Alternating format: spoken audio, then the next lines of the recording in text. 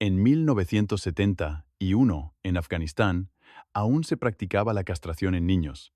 En 2002, la cadena británica BBC denunció que en Níger todavía se llevaba a cabo la emasculación de esclavos. En ciertas áreas rurales, en 2012, varias ONG denunciaron la mutilación genital de personas albinas para ser utilizadas en pócimas de brujería en países como Tanzania, Malí, Camerún y otros. Esta práctica salvaje se remonta al año 5000 A.C., cuando se registró la primera mutilación genital masculina, dando origen al primer eunuco de la historia. Estos datos son recogidos en el libro Eunucos del periodista y escritor José Antonio Díaz Sáez. La obra ofrece un repaso histórico y geográfico de la historia de los castrados y su influencia en diversas civilizaciones a lo largo de la historia, llegando hasta la actualidad, donde en países como India, los pasaportes contemplan tres categorías: hombres, mujeres y eunucos. Díaz Sáez, quien dedicó 4 años a reunir la documentación necesaria para esta obra, sitúa el origen de esta práctica en el momento en que el ser humano abandona el nomadismo y se vuelve sedentario, en el Neolítico y en la zona conocida como el Creciente Fértil. Esta área está atravesada por los ríos Nilo, Jordán, Éufrates y Tigris, y ahora ocupa países como Egipto, Israel, Palestina, Siria e Irak. En ese contexto, el ser humano comienza a capturar animales, domesticarlos y controlar su reproducción, lo que proporcionaba un control sobre los alimentos y facilitaba otras materias primas. Para consolidar su dominio sobre estas bestias, se iniciaron actividades destinadas a reducir su agresividad. Así se inicia la práctica de mutilar a otros seres vivos por parte del hombre, originalmente de tres formas: el descornado, el anillado de hocico y la castración. Fue esta última la que se extendió al percatarse de que no solo se eliminaba la peligrosidad del animal, sino que también se reducía su apetito sexual y se anulaba su capacidad reproductiva. Tras la aceptación de esta práctica, el ser humano demostró una vez más su naturaleza depredadora y decidió, en el año 2000 A.C., castrar también a sus esclavos. Si los animales se volvían más dóciles, pensaron que ocurriría lo mismo con las personas humanas. Surge así la figura del eunuco, que es el foco principal de las más de 400 páginas del libro de José Antonio Díaz Sáez. Esta figura va más allá del mero castrado, ya que tiene un componente social más complejo.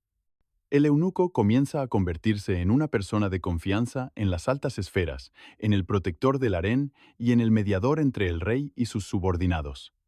Esta figura surge en diferentes rincones del mundo, y en cada uno de ellos tiene un nombre propio: Kegar para los sumerios, As-Sinu para los acadios, Ist-Aritu para los babilonios y Galli para los ros, entre otros muchos, para definir una misma realidad: aquellos que habían sido privados de sus genitales por orden de los gobernantes.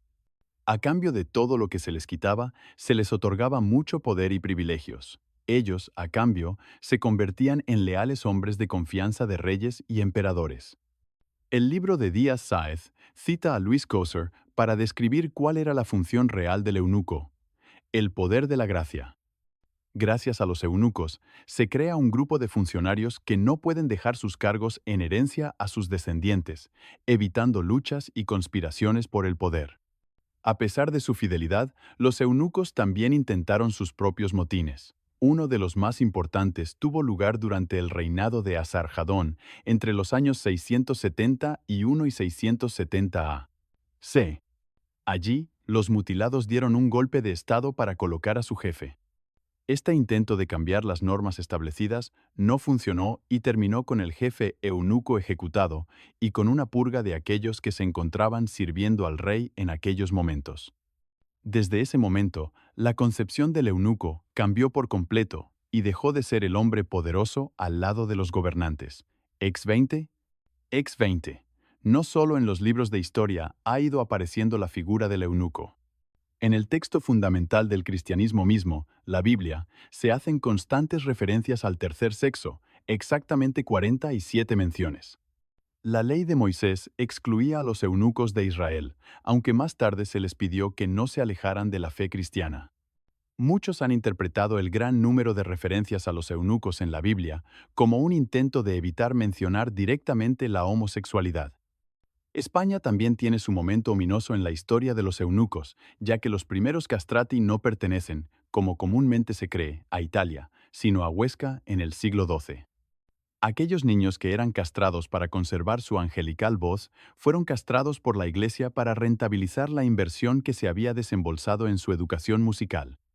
Esto se popularizó en el siglo XV, cuando se popularizan las prácticas polifónicas que requieren de voces femeninas, y la mujer no puede cantar en un coro, por lo que comienza a requerirse la voz de falsetistas y castrados. La España del medievo, como apunta Díaz Sáez, tiene el dudoso honor de ser el primer país europeo que recurrió a la castración de niños para fines musicales. La edificación del Coliseo romano tuvo su origen en el devastador incendio que asoló Roma en el año 60 y 4 d.C. Como resultado de este trágico suceso, dos anfiteatros, el anfiteatro de Statilius Tauro y el anfiteatro que construyó Nerón, quedaron completamente arrasados. Estas estructuras, construidas principalmente de madera, solían ser desmanteladas una vez finalizaban los Juegos de Gladiadores. No obstante, el incendio provocó su completa destrucción, dando inicio a trabajos de reconstrucción y renovación en varios sectores de la ciudad. Uno de los proyectos de reconstrucción destacados fue la erección de una inmensa estatua colosal de Nerón, elaborada en bronce. Esta imponente figura se erigió cerca del lugar donde se edificó el anfiteatro Flavio, que más tarde sería conocido como el Coliseo. La presencia de esta estatua propició una asociación errónea entre el Coliseo y el Coloso de Nerón. Aunque la construcción del Coliseo tuvo lugar después del fallecimiento de Nerón, la conexión con la estatua dio origen al apelativo Coliseo, que aún perdura en la actualidad. En el año 66 d.C., estalló un conflicto en la ciudad entre la comunidad griega y la judía, siendo aprovechado por el procurador romano Jesús Floro, quien saqueó el tesoro del Templo de Jerusalén. Esta acción desencadenó la revuelta de los judíos y condujo a una feroz represión por parte de los romanos, liderada por el general Vespasiano. La conquista de Jerusalén representó una de las victorias más arduas de la antigüedad, y durante el saqueo se obtuvieron cuantiosas riquezas que se destinaron a financiar la construcción del Coliseo romano. Una vez que el emperador Vespasiano asumió el control de Roma, ordenó la construcción del anfiteatro Flavio como un monumento a su legado. La edificación del Coliseo implicó la colaboración de miles de personas, entre ellas esclavos, ciudadanos romanos libres y expertos artesanos. Especialmente destacados fueron los esclavos judíos, importados a Roma por el hijo de Vespasiano, Tito, quienes desempeñaron un papel crucial en el transporte de grandes bloques de construcción desde una cantera situada a 30 y 2 kilómetros de distancia. Estos esclavos judíos trabajaron incansablemente para materializar la visión de Vespasiano. La estructura del Coliseo es impresionante y simboliza la grandeza de la arquitectura romana. Con una circunferencia exterior de 545 m y una altura de 48 m, equivalente a un edificio de 12 pisos, este anfiteatro es una maravilla de la ingeniería. A diferencia de otras construcciones de la época, el Coliseo presenta un complejo sistema de bóvedas de arista y de cañón, X20. La fachada exterior originalmente estaba adornada con mármol blanco, aunque la mayoría de estas decoraciones se han perdido a lo largo de los siglos. Además, el Coliseo cuenta con un sistema de asientos, reservando las primeras 3 filas para la nobleza y el Senado. También se emplearon barras de hierro y bronce en la fachada, que servían como andamios para mantener la estructura en posición vertical. Aunque en la actualidad los juegos de gladiadores nos resultan atroces, en la antigua Roma eran considerados como un elemento de comunión con las divinidades romanas.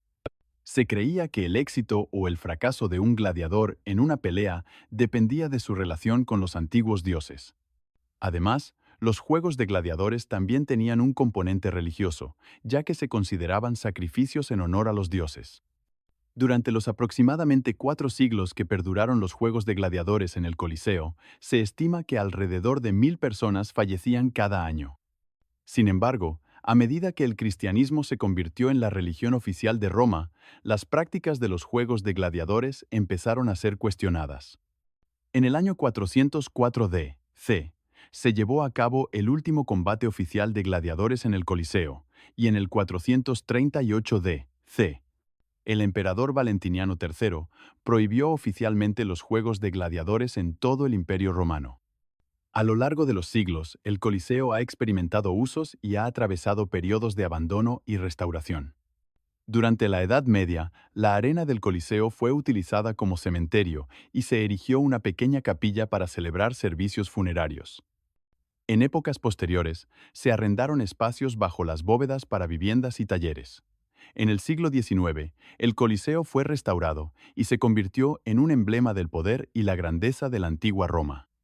En la actualidad, el Coliseo figura como uno de los principales destinos turísticos de Roma y ha sido designado como Patrimonio Cultural de la Humanidad por la UNESCO. Recientemente, se han emprendido proyectos de restauración con el fin de preservar esta emblemática estructura. Rasputín vino al mundo el 22 de enero de 1869 en una humilde familia del pueblo de Pokrovskoy, en la remota Siberia Oriental. Inmerso en una sociedad arraigada en la tradición, desde sus primeros años se hizo evidente que Rasputín no encajaba en el molde convencional. Era un niño delgado, esquivo y reservado, que no lograba ganarse la aceptación de sus compañeros de juego. En lugar de buscar compañía entre ellos, prefería la tranquilidad de los densos bosques siberianos, alejado de las burlas y las críticas que no lograban comprenderlo. El profundo carácter reflexivo de Rasputín posiblemente lo llevó a ingresar en el monasterio de Verkhoturye, donde pasó algún tiempo inmerso en la reclusión, con sus pensamientos como única compañía. Sin embargo, sus reflexiones en aquel lugar no parecieron ofrecerle respuestas o soluciones a sus inquietudes, y pronto abandonó ese sitio de meditación en busca de respuestas. A pesar de ello, se cree que esa etapa junto a los monjes de Verkhoturye sembró en él un creciente misticismo que lo acompañaría el resto de su vida. Pronto se uniría a un grupo religioso de flagelantes, los Klisti. Esta secta, rechazada por la ortodoxia de la Iglesia, creía fervientemente que el único camino para alcanzar el contacto con Dios era a través del dolor, el sufrimiento y la penitencia. Sin embargo, la ideología del grupo parecía estar distorsionada y desviada, alejándose sin duda del concepto redentor del dolor, ya que frecuentemente se producía una extraña convergencia entre dolor y placer. Se cuenta que eran propensos a la celebración de orgías sexuales, donde liberaban todos sus deseos carnales y participaban en prácticas duramente censuradas por la ortodoxia religiosa rusa. Es posible que la obsesión por el sexo, que tanto se le atribuye a Rasputín y que contribuyó en gran medida a su notoriedad, tuviera su origen en esa época. Grigory Rasputin pasó algunos años en ese grupo sectario, pero tampoco encontró su lugar allí. Determinado a alcanzar la iluminación, abandonó su Siberia natal, pasó años viajando por las tierras eslavas y luego se dirigió a Grecia y más tarde a Tierra Santa. X-20. Durante esos años, Rasputín no solo aprendió la historia de esos lugares, sino que también se interesó por su esoterismo, teosofía y antiguas tradiciones y ritos místicos. Fue sin duda en esta etapa iniciática donde Rasputín se forjó a sí mismo, donde se convirtió en lo que más tarde sería su imagen pública. Rasputín, el místico y la mujer en la Edad Media. De regreso a Rusia y con una vasta experiencia a sus espaldas, Rasputín empezó a integrarse y entablar relaciones con los círculos aristocráticos rusos. Esto se debió principalmente a su carisma. El antiguo peregrino sabía cómo sacar provecho de cada uno de sus talentos y era un consumado actor, plenamente consciente de su propia personalidad. Una mirada fija y penetrante, una dialéctica grácil y fluida, calculadamente ambigua, propia de adivinos y oráculos. Rasputín poseía todas estas cualidades. Además, era un hombre extremadamente observador e intuitivo, lo que le permitía crear una apariencia de adivinador, jugando hábilmente con la realidad inmediata y la ambigüedad de sus profecías. A todo esto, se sumaban rumoreadas destrezas y habilidades sexuales adquiridas en su etapa sectaria inicial y ampliadas durante sus viajes por el Medio Oriente. De hecho, se decía que frecuentaba las alcobas de varias mujeres de la alta nobleza.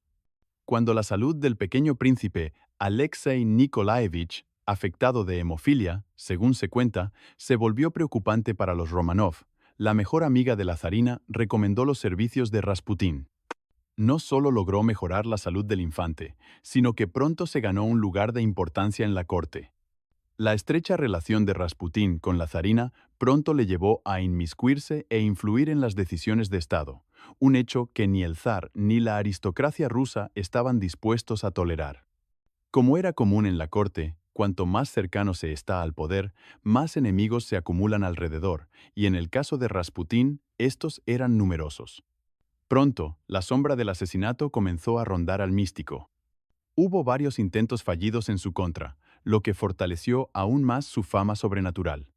Sin embargo, Rasputín vivía constantemente bajo la amenaza de perder la vida, lo que generó una constante suspicacia y alerta que afectó su carácter. Finalmente, la noche del 29 al 30 de diciembre de 1916, Rasputín fue asesinado en circunstancias misteriosas. El examen post-mortem de su cuerpo, encontrado en las orillas del río Neva, reveló que había sido envenenado y baleado, pero que murió finalmente por ahogamiento. Su vida no se extinguió fácilmente. A pesar de su muerte, Rasputín se convirtió en una leyenda a la que se le atribuyen numerosos milagros y profecías. Algunas de ellas se han cumplido, aunque su carácter extremadamente vago y ambiguo lo hace difícil de verificar, mientras que otras aún están pendientes. No obstante, el interés popular por este hombre sigue vivo y latente hasta el día de hoy. Desde finales del siglo XX, se desarrollan investigaciones históricas que quieren dar visibilidad a la figura de la mujer, ignorada durante siglos en los relatos históricos. La idea de la sociedad medieval está fuertemente marcada por una visión teológica y masculina. La imagen que tenemos de las mujeres en la Edad Media es de total subordinación. Últimamente, la historiografía ha puesto énfasis en hacer una historia de las mujeres que, lejos de negar la masculinización y el papel subordinado de la mujer en aquella época, ha permitido matizarlo y comprenderlo. El medievo fue un periodo en el que la Iglesia Católica tenía un enorme poder político, económico y social. Los clérigos eran prácticamente los únicos que sabían leer y escribir. Así, a través de trabajos escritos, pero sobre todo a través del púlpito, tenían el enorme poder de construir imaginario. Desde la Iglesia Católica, dos fueron las imágenes que se construyeron de las mujeres. Una encarnada en la figura de la Virgen María, que tenía unas virtudes que solamente podían tener las mujeres santas. La otra forma de representar a las mujeres se fundamentaba en la figura de Eva. Ex 20. Esta figura del Génesis dotaba a las mujeres de ideas negativas. Se las asociaría al mal, a la oscuridad, a la imperfección, a la suciedad, al engaño y a la enfermedad. Las mujeres simbolizaban la tentación y seducción frente al hombre, eran la forma del pecado, la última tentación. Esta mujer satanizada, asociada al mal, es la que generó la figura de la bruja. La bruja no fue solo una representación de las mujeres, sino que fueron consideradas seres reales. Por ello, se inició una persecución contra ellas que tuvo su momento álgido en la Edad Moderna. Las mujeres que gozaran de cualquier tipo de independencia eran proclives a ser consideradas brujas. Se incluía a toda mujer que escapase de los roles de género establecidos y que quedara fuera del control masculino a través de la familia. Mujeres solas, solteras o viudas, pobres, viejas, extranjeras, melancólicas, sanadoras, todas podían ser brujas. La demonización de la mujer como forma del pecado fue una estrategia utilizada por la Iglesia Católica ante la obligación de los sacerdotes de cumplir celibato. La Iglesia tuvo que hacer frente al deseo sexual masculino para convencer a los varones de que formaran parte de ella. En la literatura medieval existe una ambivalencia en la forma de representar a las mujeres. Por un lado, está la concepción de la mujer en la cultura cortesana. Así, en la poesía provenzal se exaltaba el amor cortés y la bona canso, donde se narraban historias de amor en las que se elogiaba a las damas. Estas eran admiradas por hombres representados como sujetos pasivos. Por otro lado, se desarrolló la mala canso, en la que se intentaba ridiculizar a las mujeres para despertar la comicidad del público. Además de la mala canso en la poesía provenzal, también se crearon obras didácticas en las que se describía a las mujeres con el único objetivo de defender la supremacía del varón frente a la mujer. Según apunta Ana Caballé, muchos fueron los personajes literarios que se crearon para representar a las mujeres con ciertos caracteres negativos. Algunos fueron Melusina, la Celestina, Ginebra, Viviana o Morgana. Todas estas mujeres representaban esa condición de la mujer malvada. Uno de los tópicos medievales más recurrentes del carácter femenino fue el de la voracidad sexual femenina. Este tópico, que una vez más quería defender una posición privilegiada del hombre. Al mismo tiempo que se desarrolló este discurso negativo de las mujeres, otro tipo de literatura exaltaba a un tipo de mujer ideal. Una mujer virtuosa, perfecta, mujer casada, etc. Estas argumentaciones fueron un esfuerzo por reducir a las mujeres al ámbito doméstico. La sociedad feudal estuvo fuertemente marcada por la estratificación social. Así, dependiendo del lugar de nacimiento de una persona, pasaba a formar parte de un estamento u otro. La movilidad entre estamentos prácticamente era estanca. Por tanto, si una persona nacía en el campesinado, toda su vida permanecería en ese estamento. De este modo, dependiendo del estamento al que pertenecían, las mujeres desempeñaban un rol u otro dentro de la sociedad. Así, en la Edad Media nos podemos encontrar mujeres que ejercían la prostitución, mujeres campesinas o trabajadoras artesanas, religiosas, nobles e incluso reinas. Las prostitutas eran el estrato más bajo. Eran mujeres marginadas, expuestas a todo tipo de violencia, enfermedades venéreas y escarnio público. Como sucede hoy en día, existía una doble moral con esta profesión.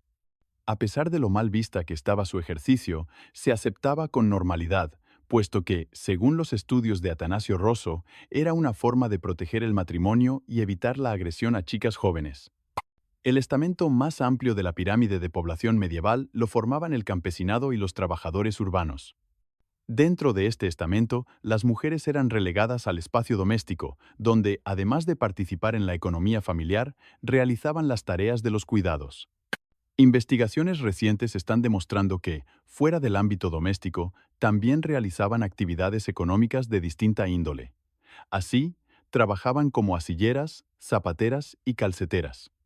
En el medievo, la figura de la monja tuvo mucho protagonismo, ya que muchas mujeres decidían dedicar sus vidas al Señor. Algunas de ellas sentían la llamada, pero mayoritariamente los motivos que las hacían entrar en un convento eran cuatro: tener una mayor independencia y libertad, escapar de la pobreza, obtener el perdón de pecados cometidos o ser viudas. Estas mujeres fueron un grupo muy heterogéneo, muy valorado y cultivado. Algunas de las figuras femeninas que no han sido invisibilizadas pertenecen a este colectivo. Un ejemplo de ello es Santa Teresa de Jesús. Las mujeres que pertenecían a la nobleza también desempeñaban sus actividades en el ámbito doméstico: control del servicio doméstico, educación y cuidado de los hijos, o estar pendiente de la economía familiar cuando el marido se ausentaba del hogar. La educación era una de las diferencias entre estas mujeres y las del apartado anterior. La figura femenina se consideraba un instrumento para la procreación y una herramienta política. Así, a través del matrimonio, se sellaban pactos políticos entre familias. En este escenario, las mujeres tenían un papel secundario, aunque había ocasiones en las que podían adquirir un papel protagonista y acumular mucho poder, como en el caso de algunas reinas. En los pasillos de los castillos y en los callejones adoquinados de las aldeas, las mujeres de la Edad Media desafiaron las expectativas impuestas por una sociedad regida por dogmas y normas. Desde las damas de la corte hasta las campesinas, cada una dejó una huella indeleble en el tapiz de la historia. A lo largo de la historia, se han descubierto jeroglíficos en las tumbas egipcias que representan figuras de helicópteros, aviones y otras máquinas que no existían en esa época. Estos símbolos han sido interpretados por algunos como pruebas de que nuestra civilización fue visitada por seres extraterrestres en el pasado. En el templo del faraón Seti I en Abidos, Egipto, se descubrieron jeroglíficos que representaban figuras de helicópteros y aviones. Estos símbolos, que tienen más de 3.300 años de antigüedad, han generado controversia y especulaciones sobre la existencia de tecnologías avanzadas en tiempos antiguos. Algunos creyentes en la teoría de los antiguos astronautas argumentan que estos jeroglíficos son una prueba de que extraterrestres visitaron la Tierra en el pasado y compartieron su conocimiento tecnológico con la humanidad. El templo de Seti I en Abidos es uno de los yacimientos arqueológicos más importantes de Egipto. Originalmente fue una necrópolis de la realeza de las primeras dinastías, y más tarde se convirtió en un lugar sagrado dedicado a Osiris, el dios principal del panteón egipcio. El templo de Seti es famoso por su magnificencia y también por los jeroglíficos que parecen fuera de lugar. Según la teoría de los antiguos astronautas, los egipcios entallaron estos objetos porque tuvieron conocimiento de tecnologías como el helicóptero y el avión, a pesar de que se considera imposible debido a que estas máquinas fueron inventadas en el siglo XX. Por otro lado, los egiptólogos argumentan que los jeroglíficos malinterpretados son simplemente producto del palimpsesto.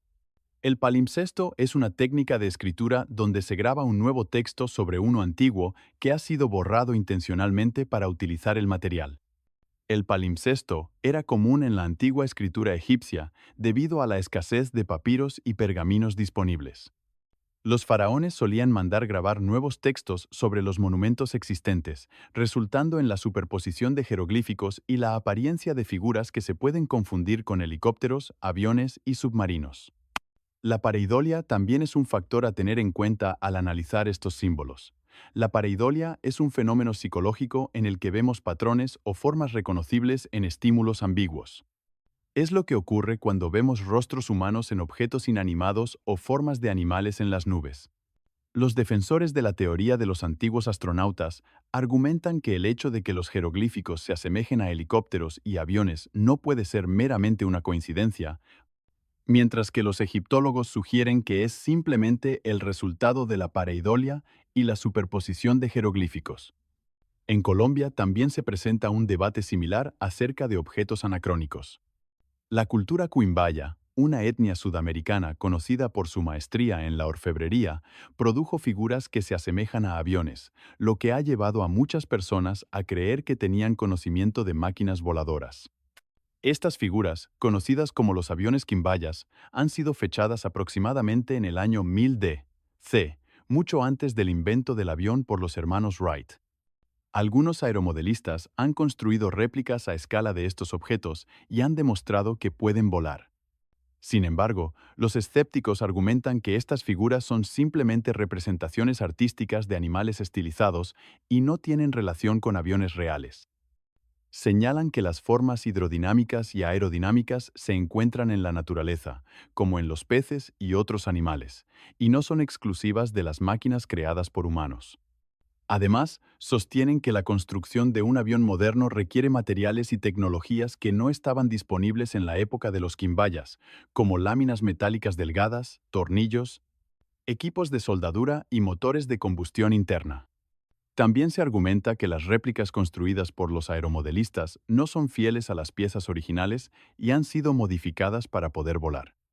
En conclusión, los mensajes misteriosos en las tumbas egipcias y los objetos anacrónicos de la cultura quimbaya han generado controversias y debates acerca de la existencia de tecnologías avanzadas en la antigüedad.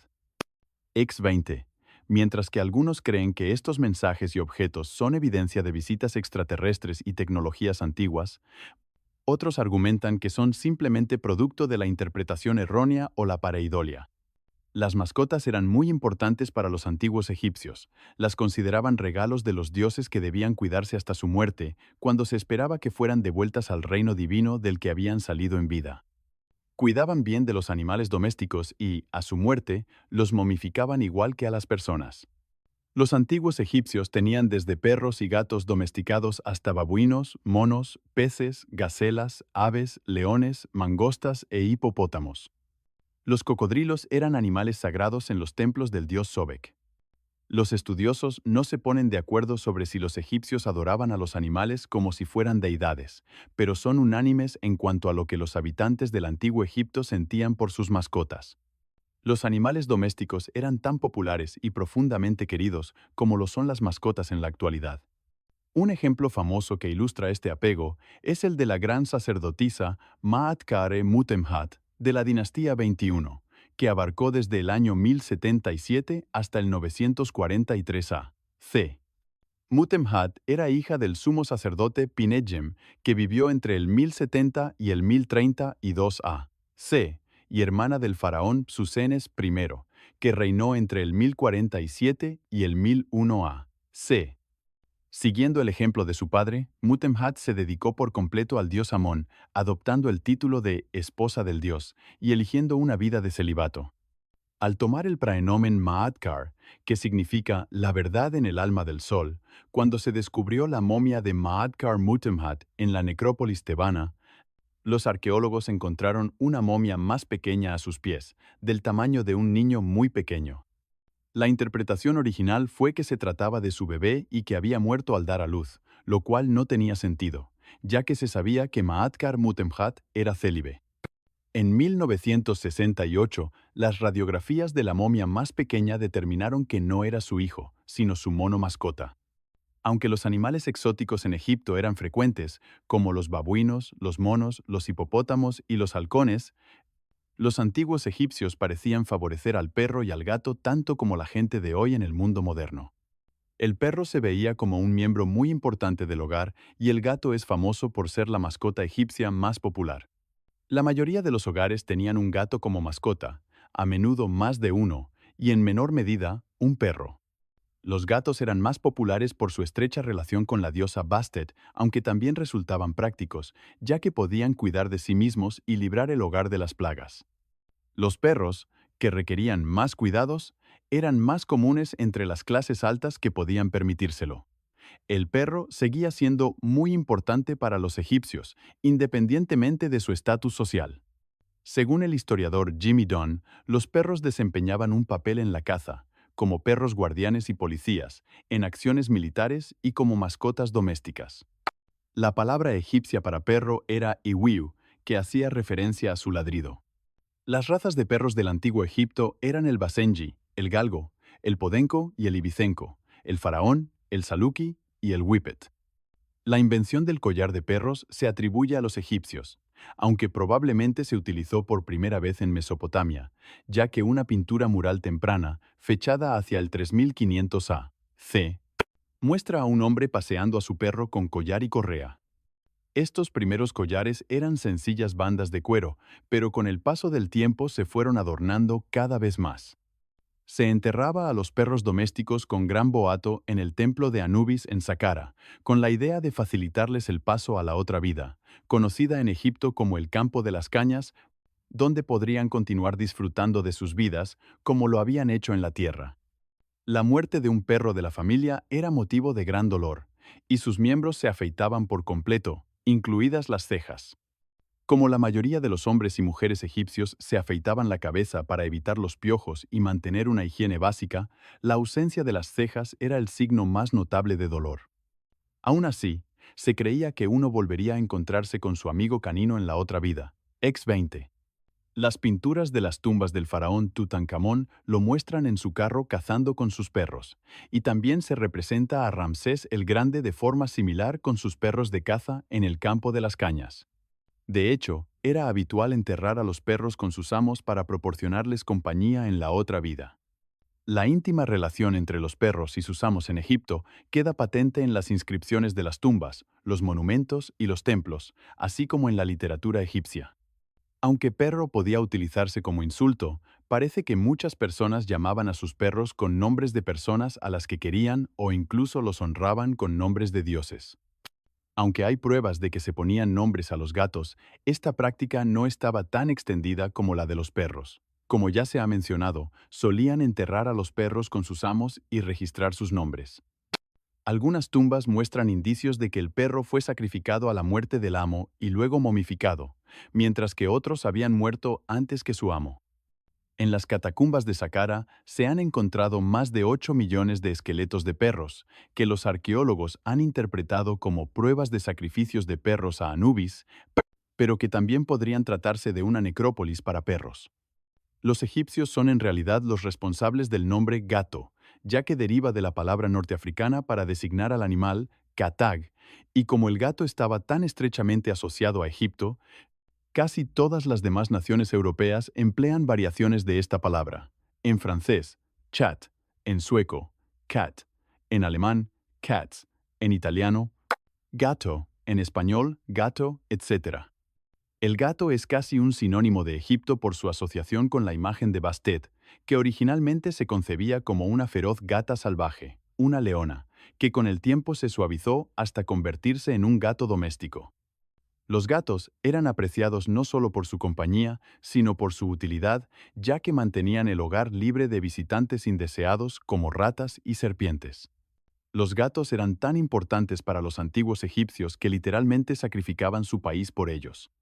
En el año 525 a.C., el general persa Cambises II invadió Egipto, pero fue detenido por el ejército egipcio en la ciudad de Pelusio.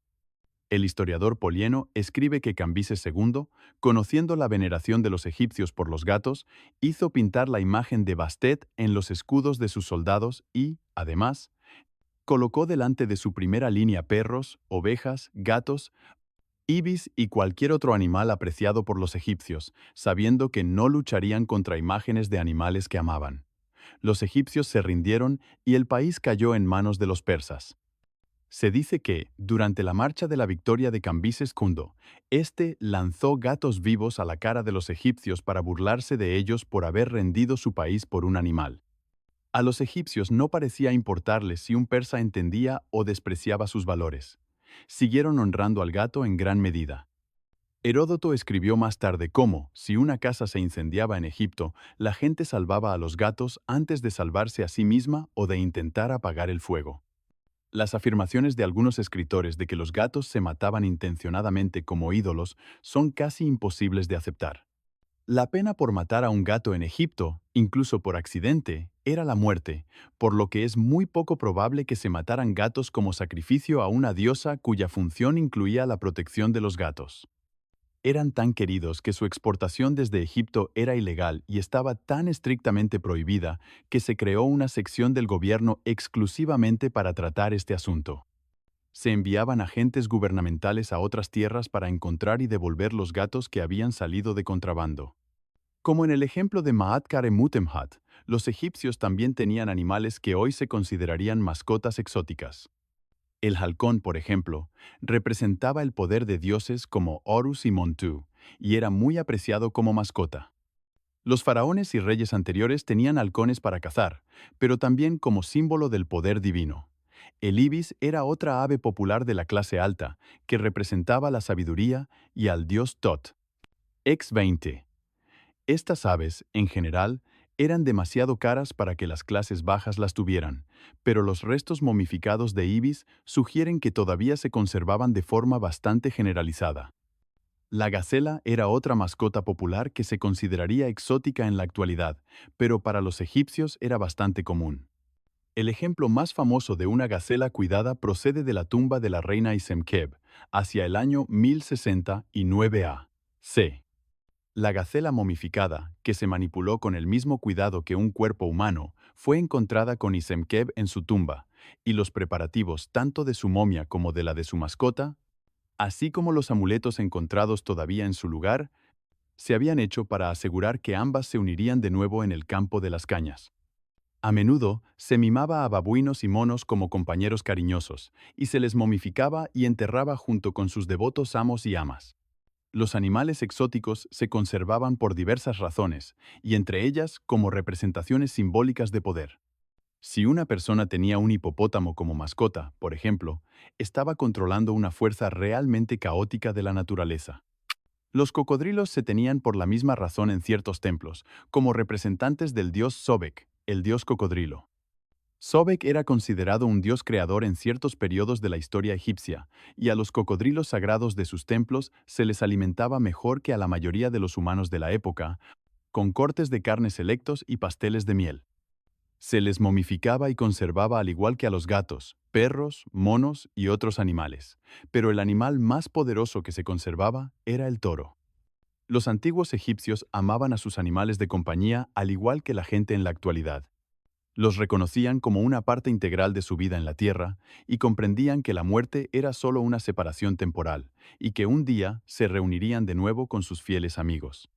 A pesar de que la sociedad en la antigua Grecia estaba dominada por el ciudadano varón poseedor de plena personalidad jurídica, los estratos sociales que conformaban la población de una típica ciudad-estado griega o polis presentaban una notable diversidad. Mujeres, niños, inmigrantes, trabajadores y esclavos desempeñaban roles claramente definidos, aunque se daba una interacción entre las clases y también cierto grado de movilidad social. especialmente entre los hijos de la segunda generación y en periodos de crisis como las guerras. Aunque el ciudadano varón disfrutaba de una posición privilegiada en la sociedad griega, existían diversas clases dentro de este grupo. En la cúspide de esta jerarquía social se encontraban los aristoi, con una fortuna considerable. Esta clase tenía la capacidad de adquirir armaduras, armas y caballos durante campañas militares. Los aristócratas tendían a formar facciones familiares o clanes poderosos que controlaban las posiciones clave en la polis. Su riqueza derivaba principalmente de la propiedad de tierras, especialmente de aquellas consideradas las más fértiles y cercanas a la protección proporcionada por las murallas de la ciudad. Existía también una clase inferior de ciudadanos, aquellos de segunda clase. Estos hombres poseían tierras, pero sus parcelas quizás eran menos productivas y se encontraban en áreas distantes de la ciudad, con propiedades mucho menos resguardadas que las tierras más próximas a la urbe. Debido a la gran distancia, los propietarios debían residir en esas tierras en lugar de hacerlo en la ciudad. Estos ciudadanos eran conocidos como perioikoi o posiblemente como pies polvorientos y se congregaban en pequeñas comunidades rurales subordinadas a la ciudad vecina. Conforme la población de las ciudades crecía y las herencias se fragmentaban entre los hermanos, esta clase secundaria experimentaba un crecimiento significativo. Un tercer grupo consistía en la clase media, conocida por sus actividades comerciales dedicados a la manufactura, los intercambios y el comercio. Ex 20. Estos individuos representaban a los nuevos adinerados. No obstante, los aristoi protegían celosamente sus privilegios y el monopolio político, asegurando que solo los terratenientes pudieran acceder a posiciones de poder real. A pesar de ello, se observaba cierta movilidad entre las clases sociales. Algunos podían ascender gracias a la acumulación de riquezas e influencia, mientras que otros podían descender de categoría al caer en bancarrota, lo que podía acarrear la pérdida de la ciudadanía e incluso la esclavitud. La mala salud, la pérdida de una herencia, las convulsiones políticas o la guerra también podían resultar en que los aristoi tuvieran que humedecerse un poco los pies. En la realidad, las mujeres tenían significativamente menos derechos en comparación con los hombres. Sin acceso al voto, la propiedad de tierras o la herencia, el rol de la mujer se limitaba al hogar, y su principal función era la crianza de los hijos. Se desconfiaba de la familia, y las mujeres ocupaban su tiempo realizando labores domésticas como trabajar con lana y tejer. En ciertos aspectos, las mujeres en Esparta recibían un trato diferente en comparación con otros estados. Por ejemplo, se les sometía a entrenamiento físico similar al de los hombres, y de hecho, se les permitía poseer tierras y consumir vino. Las mujeres estaban obligadas a casarse siendo vírgenes, y el matrimonio solía ser arreglado por el padre, quien seleccionaba al esposo y acordaba una dote con él. En caso de que la mujer fuera huérfana de padre, sus asuntos matrimoniales y la administración de la propiedad estaban a cargo de un tutor, posiblemente un tío u otro pariente masculino. Con un matrimonio típicamente consumado a la edad de 13 o 14 años, el amor tenía poco que ver con la compatibilidad entre esposo y esposa en un principio. Si bien con el tiempo el amor podía desarrollarse entre la pareja, lo más común era aspirar a una relación basada en la filia, un sentimiento fraternal de amistad afectuosa. El eros, el amor pasional, se buscaba en otros ámbitos, al menos por parte del hombre. Los matrimonios podían disolverse por tres razones. La primera y más común era el repudio por parte del esposo. No se requerían explicaciones, solo se esperaba el reembolso de la dote. La segunda razón era cuando la mujer abandonaba el hogar familiar, en cuyo caso, el nuevo tutor de la mujer debía actuar como su representante legal. Sin embargo, esto ocurría raramente y dañaba la reputación de la mujer en la sociedad. La tercera causa de disolución era cuando el padre de la novia solicitaba que le devolvieran a su hija, probablemente para ofrecerla a otro hombre con una dote más atractiva. No obstante, esta última opción solo era posible si la esposa no había tenido hijos. En caso de que la mujer enviudara, era imperativo que se casara con un miembro de la familia cercana para garantizar que la propiedad permaneciera en la familia. Las mujeres también estaban presentes en las otras clases no ciudadanas. El grupo del cual tenemos más información es el de las trabajadoras sexuales. Aquí, las mujeres se dividían en dos categorías. La primera, y quizás la más común, era la de las prostitutas de burdel. La segunda era la prostituta de clase alta. Estas últimas estudiaban música y cultura. Además, solían establecer relaciones de larga duración con hombres casados. También era esta clase de mujeres la que entretenía a los hombres en el célebre simposio. Los hijos de los ciudadanos asistían a la escuela, donde el plan de estudios incluía lectura, escritura y matemáticas.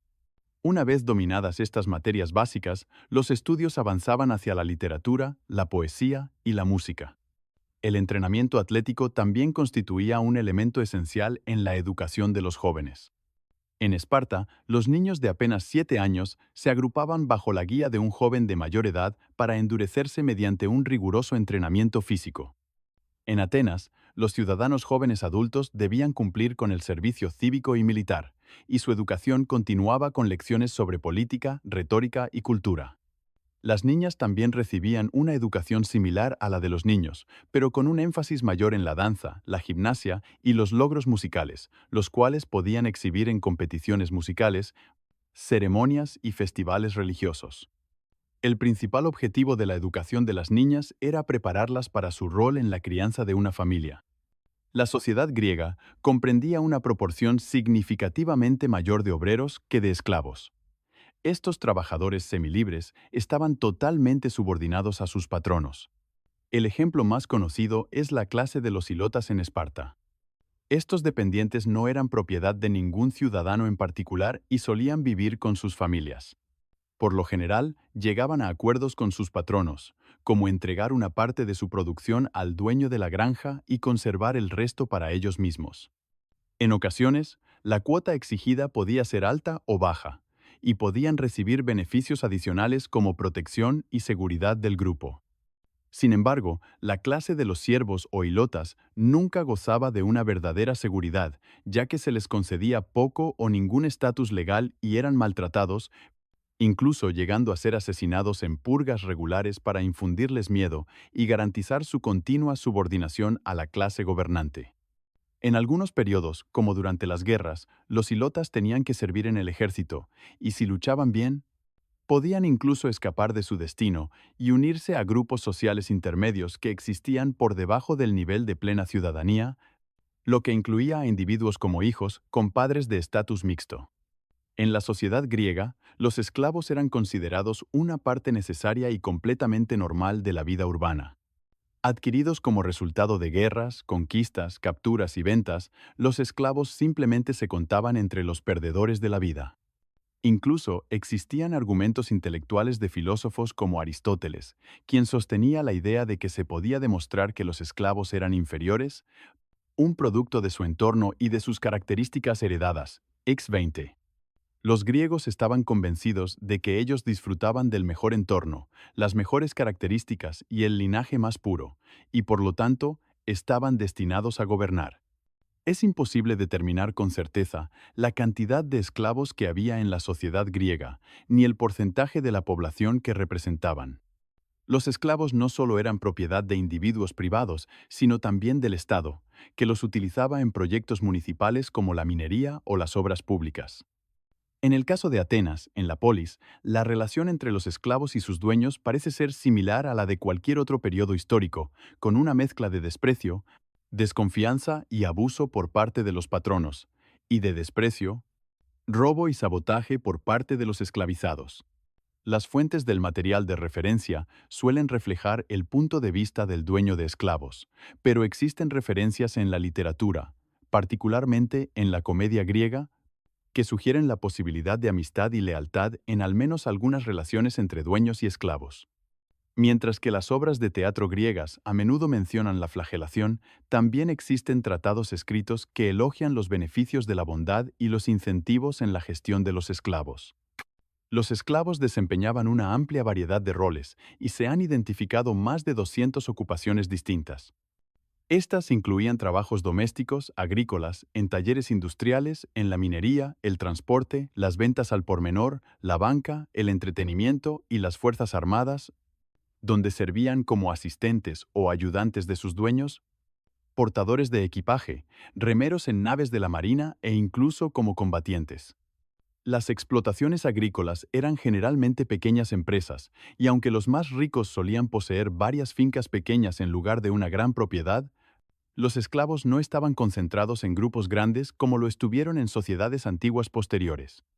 Para los esclavos había, al menos para algunos, una luz de esperanza de que un día alcanzarían la libertad. X20.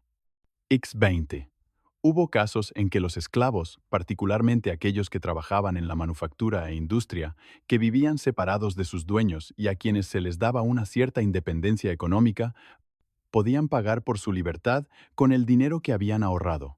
También el Estado les daba la libertad a esclavos en el ejército después de que hubieran realizado una proeza victoriosa. Además de los esclavos, las polis griegas tenían una población de extranjeros libres conocidos como metecos, quienes aportaban habilidades como alfarería y metalurgia. A cambio de beneficios, debían tener un patrocinador local, pagar impuestos y contribuir a festivales. Algunos metecos llegaron a obtener ciudadanía completa demostrando lealtad, pero la relación con los ciudadanos locales era a menudo tensa, especialmente en tiempos de guerra y dificultades económicas. En algún momento de nuestras vidas, todos hemos reflexionado sobre la posibilidad de alcanzar la fama en algún ámbito. Sin embargo, el camino hacia el éxito o la notoriedad es tan arduo e impredecible que la mayoría de las personas que se aventuran en él fracasan y se quedan en el camino. A pesar de ser un entorno conocido por su complejidad, hay quienes, aparentemente, han optado por una alternativa oscura: pactar con el diablo. Inicialmente, esta noción puede parecer descabellada, pero ha habido casos en los que los propios individuos han afirmado haber hecho tal pacto. Queda a discreción de cada uno creer o no en estas afirmaciones. Niccolò Paganini, un músico prodigioso del siglo XIX, figura entre aquellos que han suscitado estas especulaciones. Considerado uno de los mejores violinistas de la historia, Paganini mostró habilidades extraordinarias desde una edad temprana. Sin embargo, su verdadero éxito llegó años más tarde, cuando empezó a componer obras extremadamente complejas y, durante sus actuaciones, se decía que proyectaba una sombra más grande y tenebrosa que la suya propia. Estos dos factores llevaron a la propagación del rumor de que había sellado un pacto con el diablo. X20. La notoriedad de este rumor fue tal que, a su muerte, la Iglesia Católica se negó a proporcionarle sepultura, aunque finalmente fue enterrado varios años después. Giuseppe Tartini, un siglo antes de Paganini, ya había ofrecido su alma al diablo por el mismo motivo. Según la leyenda, Tartini anhelaba la fama como músico, pero sus obras y ejecuciones nunca le otorgaron reconocimiento. Se cuenta que en un sueño se encontró con el diablo, quien le ofreció revelarle composiciones nunca antes escuchadas a cambio de su alma. Desencantado con su vida, Tartini supuestamente selló el pacto. Esta historia cobró notoriedad debido a su obra maestra, El Trino del Diablo, una pieza tan compleja que sus contemporáneos músicos afirmaban que solo podría ser interpretada por alguien con 6 dedos en cada mano, una asociación que reforzaba el supuesto pacto con el diablo. Robert Johnson, en el siglo XX, numerosos músicos han sido vinculados con la idea de haber pactado con el diablo, y el primero del que se tiene constancia es Robert Johnson, un afroamericano intérprete de blues. Desde joven, aspiraba a ser un músico famoso, pero debido a su origen humilde, parecía un sueño inalcanzable. Se dice que cierta noche se encontró cara a cara con el diablo, quien le ofreció enseñarle canciones a cambio de su alma, y Johnson aceptó. Se cuenta que este pacto le otorgó un dominio excepcional del instrumento, lo cual parecía imposible para alguien de su corta edad. Esta teoría se vio reforzada por algunas de sus canciones, que narraban encuentros y pactos con el diablo, como si fuera la historia de su propia vida. Jimmy Page, miembro de la mítica banda Led Zeppelin, se le atribuye haber hecho un pacto en tiempos más modernos. Los rumores surgieron debido a su profundo interés en el ocultismo y su fascinación por la Ouija. Se dice que el precio del pacto no lo pagó con su propia alma, sino con las de los demás miembros de la banda, a quienes se les atribuyen varios accidentes y muertes familiares, excepto a él. Alice Cooper es uno de los pocos que ha admitido abiertamente haber pactado con el diablo. Después de una sesión de espiritismo, decidió adoptar el nombre de Alice Cooper, afirmando haber vendido su alma al diablo a cambio de fama. Explicó que su nuevo nombre fue inspirado por una bruja que fue quemada en la hoguera en tiempos antiguos. Bob Dylan, el propio Dylan, galardonado con múltiples premios e incluso el Premio Nobel de Literatura, ha afirmado en varias ocasiones que toda su fama y éxito se deben a un pacto que hizo en su juventud con el gran jefe, como él mismo lo describió. The Rolling Stones, aunque los miembros de la banda, una de las más icónicas y longevas de la historia, nunca han admitido haber realizado pactos satánicos, han sido acusados en múltiples ocasiones de haberlos hecho para alcanzar la fama.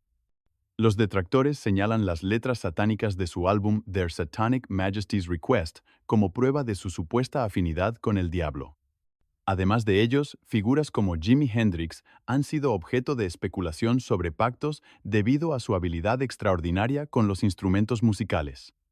Recientemente, se ha rumoreado que Justin Bieber, el icono pop contemporáneo, tiene tatuajes con significados satánicos, alimentando aún más estas teorías conspirativas.